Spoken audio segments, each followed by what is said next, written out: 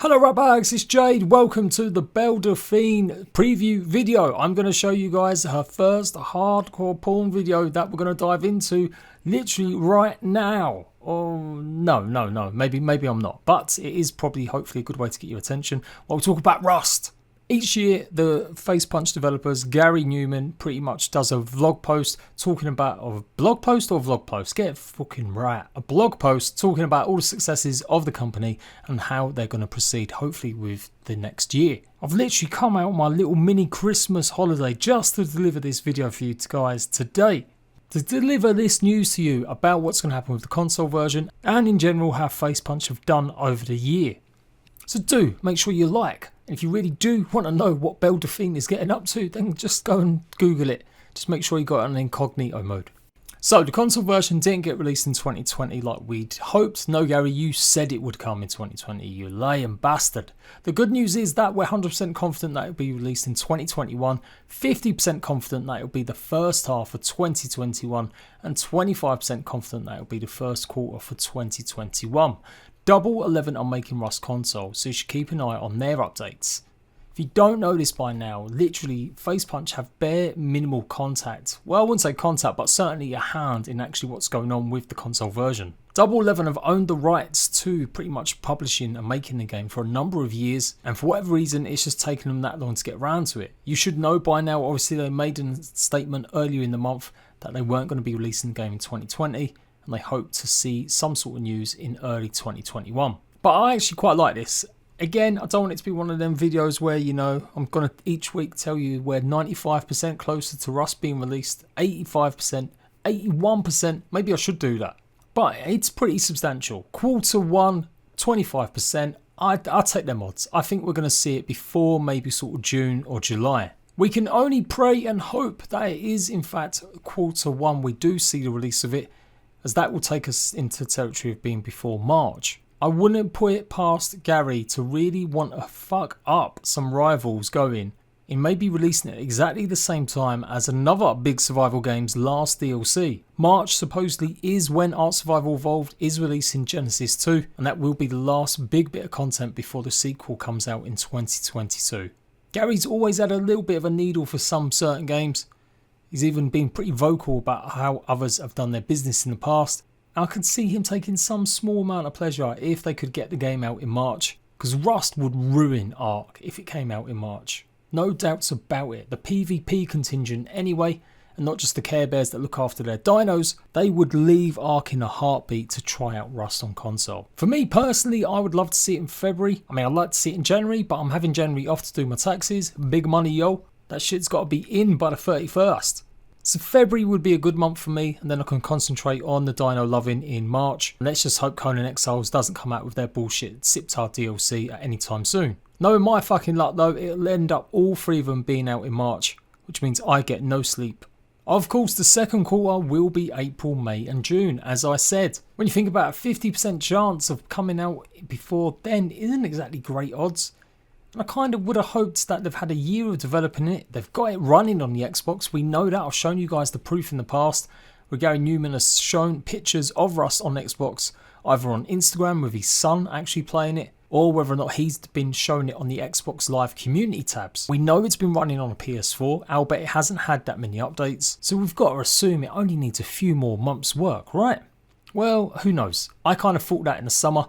I always said to you guys I'd imagined that Rust would come out in October, maybe September, and in the end, no, I was way off. But I wasn't as way off as some other YouTubers who've been crying their eyes out to you saying Rust is coming every week. You know who you are. But either way, it's news to me, and I thought I would deliver this from my lovely holiday to tell you guys what I'm going to think is going to happen. Let's go through some of the stats though. Rust has sold nearly 10 million copies, 9,545,000 to be precise. That puts it ahead of games like Art Survival Evolved, the last official count that we had.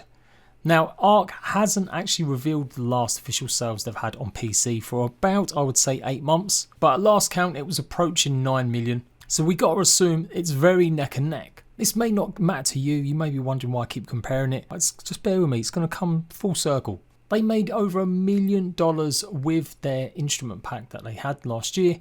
And then another nearly $1 million.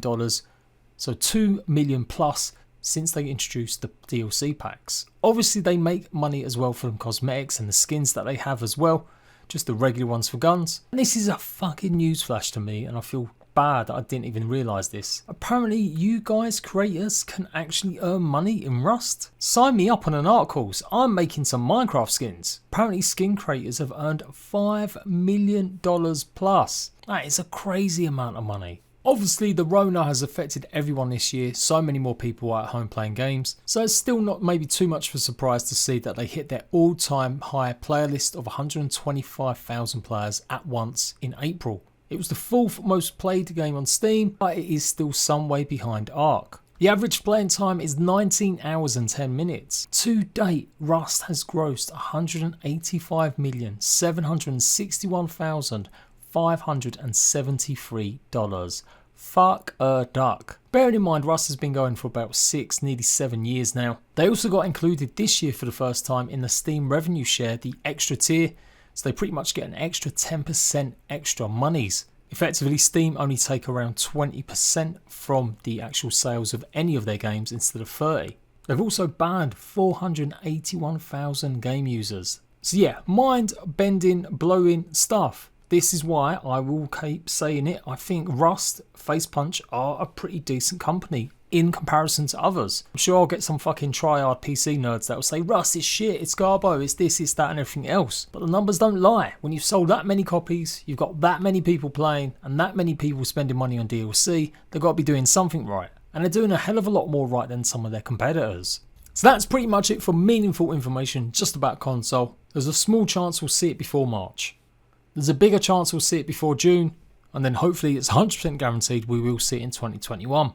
Now at this point in the video, I did start going on a massive rant talking about why Rust should be the biggest and best survival game there is compared to its main competitors like Ark, Conan and DayZ. You can cry all you want, but they are the biggest selling or the most people that play them games across the survival genre, bar maybe like Minecraft. But I decided, you know what, I've got some good material here, I'm going to do that as a separate video and I'll give you my rundown of why Rust should be Game of the Year. Or at least Survival Game of the Year. So that'll be coming soon. Although I guess I've spoiled it now, so you don't need to go and watch the next video because you know I'm going to tell you that Rust should be Game of the Year. Fuck my life. Anywho, let's cover the rest of this vlog post and then I'm out here. Gary Newman likes getting his dick out and pretty much showing it off as he's the best company and best game maker out there. There are some exciting things to do with S and Box, which is pretty much Gary's mod 2. The sequel will be coming out at some point next year, maybe. They've just updated their engine to Source 2 and he'll be able to make a lot more profits now he's not using assets from Half-Life. Somehow Gary's mod, the original, is still selling fucking bangers. I'll bet it didn't really make as much money as Rust because it is a hell of a lot cheaper. But it is 16 years old now, that is crazy. And they've even found time to bring the forums back. So if you want to get a bit more toxic, you can go back and relive the glory days. No, they've decided not to do it like that. The forums are policed a bit better now. They've not turned into a shit show.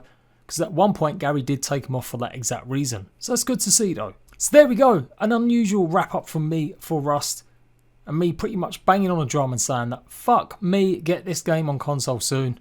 I'm sick and tired of covering these dusty old games. Rinsing out money for DLC. And really not giving enough back to the console or the communities that play them. Later shitlords.